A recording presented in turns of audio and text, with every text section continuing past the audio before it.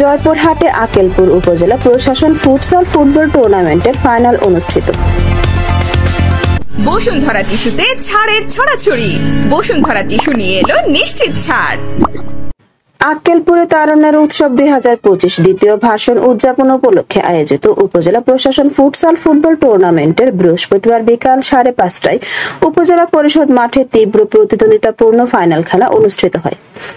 বিপুল উৎসাহ উদ্দীপনার মধ্য দিয়ে উপজেলা বিভিন্ন জায়গা থেকে দর্শনার্থীরা খেলা উপভোগ করতে আসেন।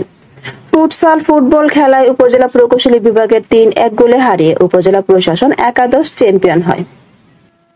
খেলা শেষে টুর্নামেন্টের সমাপনী ও পুরস্কার বিতরণী অনুষ্ঠানে উপজেলা নির্বাহী কর্মকর্তা মঞ্জুরুল আলমের সভাপতিত্বে প্রধান অতিথি হিসেবে উপস্থিত থেকে চ্যাম্পিয়ন ও রানার্স আপ দলকে ট্রফি তুলে দেন জয়পুরহাট জেলা প্রশাসক আফরোজা আক্তার চৌধুরী।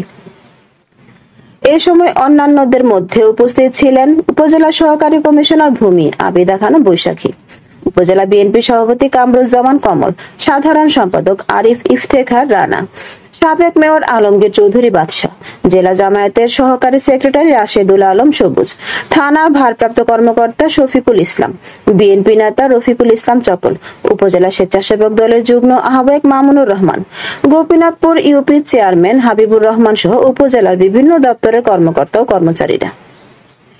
চ্যাম্পিয়ন দলকে 1 লাখ এবং রানার্স আপ দলকে 50,000 টাকা পুরস্কার দেওয়া হয়। এছাড়াও টুর্নামেন্টের সেরা খেলোয়াড়, সেরা গোলরক্ষক, ম্যান অফ দ্য ম্যাচ সকলকে ক্রেস্ট ও মেডেল দেওয়া হয়। ASP news desk.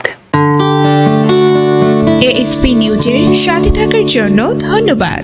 সাবস্ক্রাইব করে সাথে থাকুন।